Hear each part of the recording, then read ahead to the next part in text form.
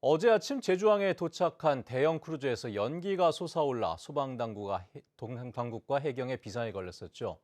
불은 초기에 자체 진화됐지만 자칫 대형 사고로 번질 뻔했습니다. 이소연 기자의 보도입니다.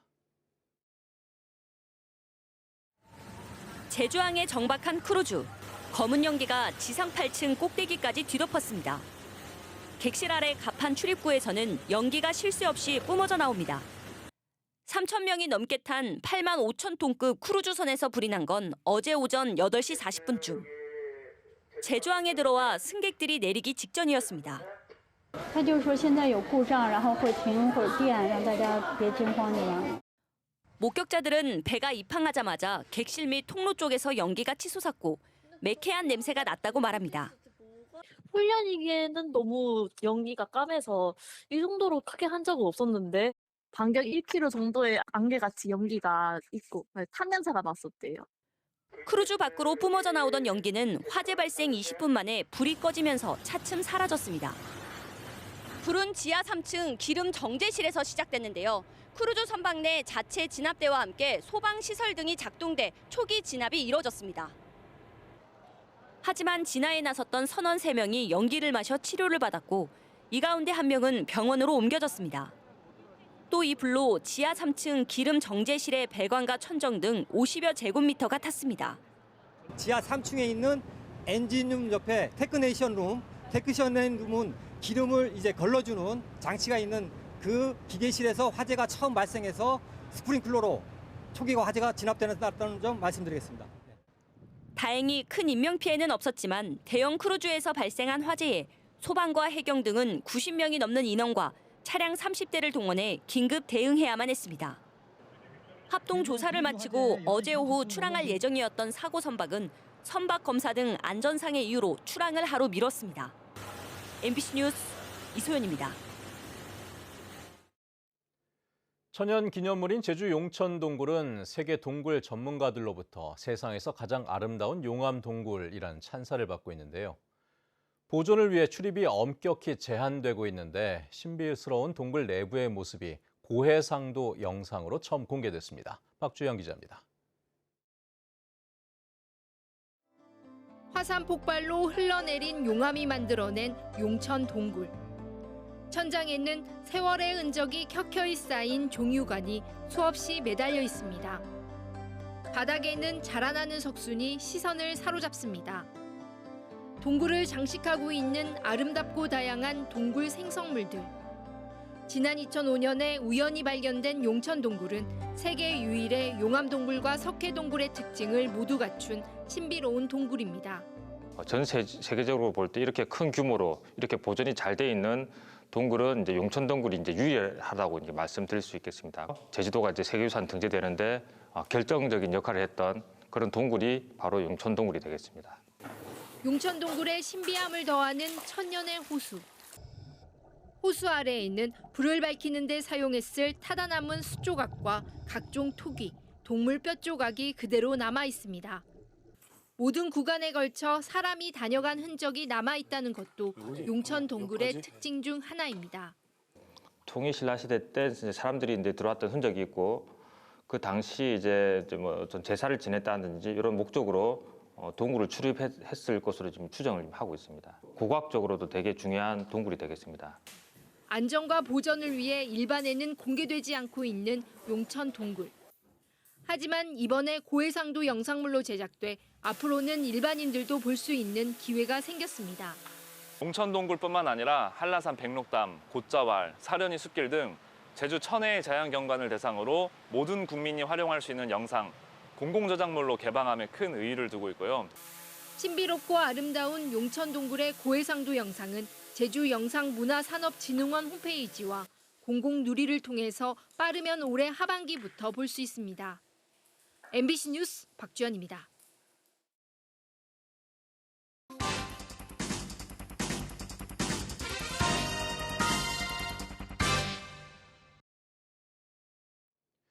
제주도 내 대규모 관광 개발 사업장을 전수조사한 결과 사업자들이 숙박시설 공급에 집중하는 것으로 나타났는데요.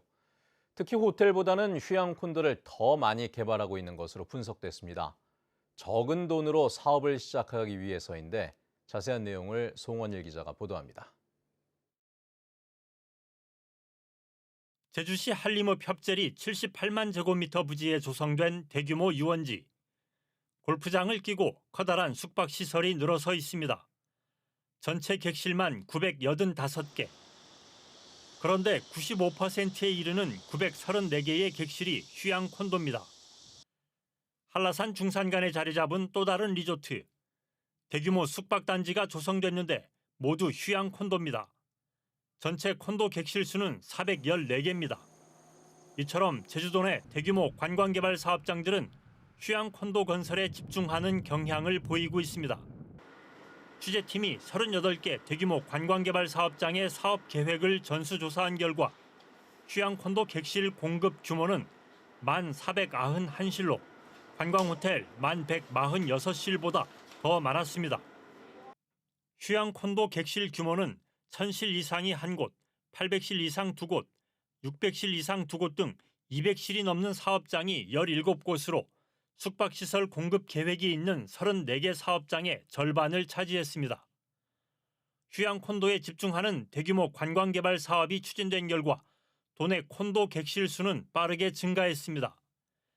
2010년 5,300여 객실에서 2016년 7,600여 실로 늘었고 지난해 말 9,300여 실을 기록해 75% 증가했습니다. 대규모 관광개발 사업장이 휴양 콘도에 집중하는 이유는 사업비 확보 때문입니다. 분양에 의해서 재원 조달의 어떤 용이성이 있기 때문에 그런 방법을 사용을 했던 것으로 이렇게 좀 평가가 되어지고요. 관광 사업자들의 어떤 시각에 그 행정을 좀 소프팅 해준 게 아니냐라고 하는 비판은 대규모 관광개발 사업장들의 사업 계획서를 입수해 사업비 조달 계획을 분석했습니다. 아덴힐 리조트의 경우 총 사업비 2,492억 원 가운데 자기 자본금은 430억 원으로 17%에 그쳤고 콘도 분양 수입으로 2,062억 원 83%를 조달하는 계획을 제시했습니다.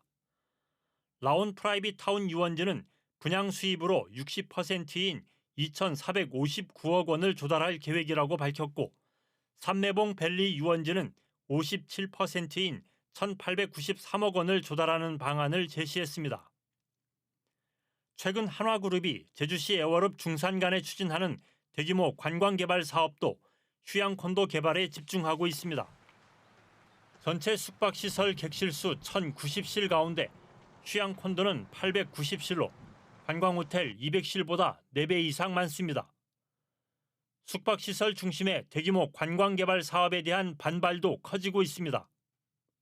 거기도 객실 수가 한 1,000실 이상 나올 것 같은데. 그러면 주호텔 100실짜리 한 10개가 추가되죠. 정도입니다. 지하수 오염시키고 경관 망치고 무엇보다도 영세한 자본을 가진 도민들 생존까지도 망가뜨리는 그런 인허가를 해주겠다. 이거는 미치지 않고는 있을 수 없는 일입니다. 관광객을 유치하기 위해 독특한 시설들을 확충하기보다는 사업비 조달을 위해 콘도 개발에만 집중하고 있는 대규모 관광개발 사업장들. 제주 관광을 활성화시킨다는 당초 목표를 제대로 구현하고 있는지 근본적인 질문을 던져야 할 때입니다. MBC 뉴스 송원일입니다. 제주도가 최근 성산포 해양 관광단지의 세 번째 콘도 건축 허가를 승인한 가운데 주민들이 반발하고 나섰습니다. 신양리 마을회는 제주도 경관과 도시계획심의위원회가 마을회 의견 수렴과 현장 확인 없이 사업자의 허위 답변으로 졸속 심사를 했다며 건축 허가 취소를 요구했습니다.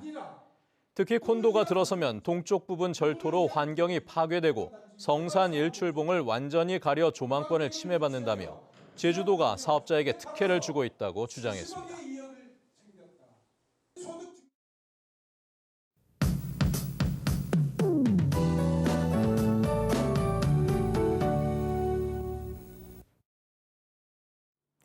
광복절인 오늘도 기압골의 영향으로 흐리고 비가 가끔 내리겠습니다.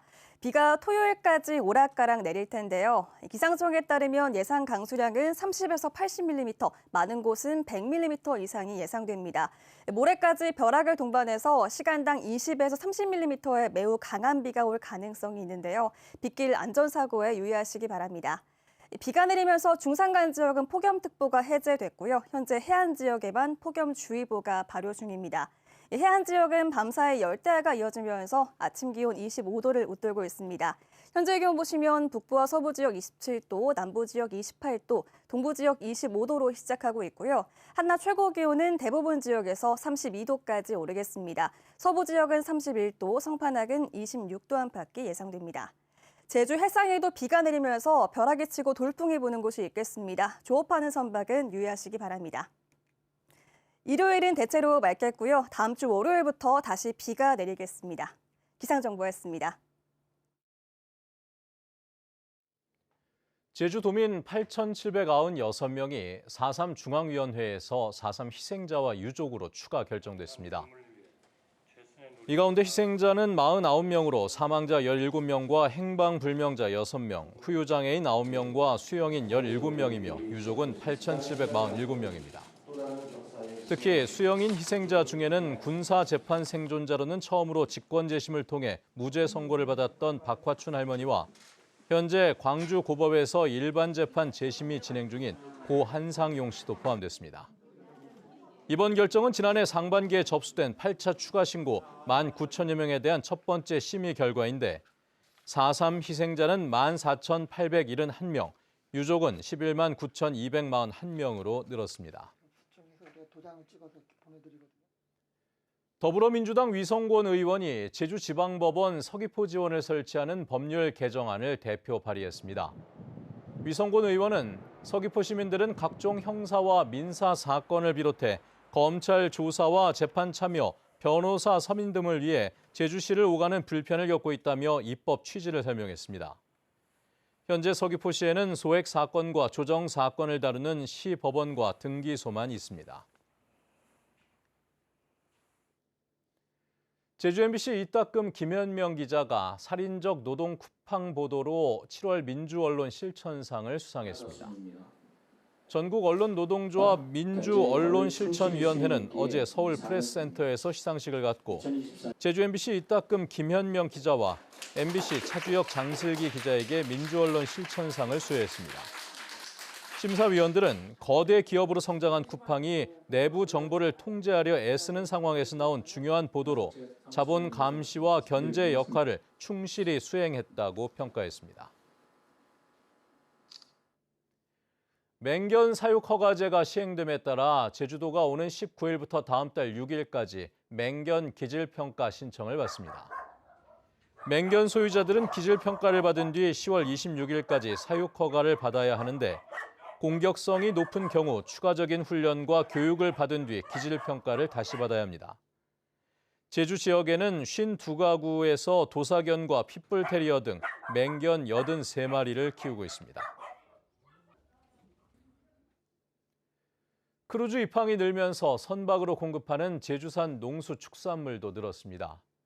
제주도에 따르면 제주산 농수축산물 등 크루즈 선용품 지원 실적은 올해 1분기 2억 1,100만 원에서 2분기에 19억 4,300만 원으로 9배 이상 늘었습니다. 제주 지역에는 1분기에 51척, 2분기 85척 등 올 들어 크루즈 166척이 입항했습니다. 제주도가 전기차 화재로 인한 도민 불안감을 해소하기 위해 추석 명절 전인 다음 달 13일까지 도내 전기차 충전 시설을 점검합니다. 이번 점검에서는 공동주택과 주차타워 등 지하와 실내 주차장의 충전기 550여 기를 점검하며 문제가 발견된 시설은 조치하고 안전 대책을 세울 계획입니다.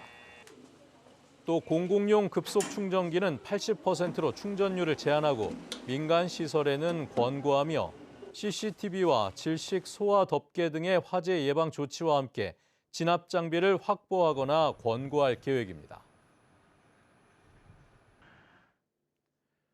오영훈 도지사와 국민의힘 제주도당 당직자들이 제2공항 문제와 관련해 면담을 가졌습니다.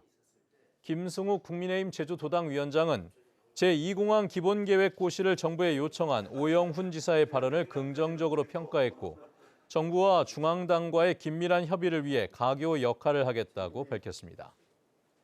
오영훈 지사는 제2공항과 관련해 갈등 최소화와 도민 이익이 우선이라는 기본 원칙을 지속적으로 밝혀왔다며 국민의힘도 신산업 정책 등 제주 현안에 협력해달라고 말했습니다. 대한민국 시도의회 의장협의회가 제주형 기초자치단체 설치를 위한 주민투표 실시를 행정안전부에 건의하기로 했습니다. 이상봉 제주도의회 의장은 대전 호텔 인터시티에서 열린 정기회에서 제주형 기초자치단체 설치 주민투표를 올해 안에 실시하려면 행안부 장관의 주민투표 실시 요구가 다음 달 안에 이루어져야 한다며 시도의회 의장들의 지지를 촉구했습니다.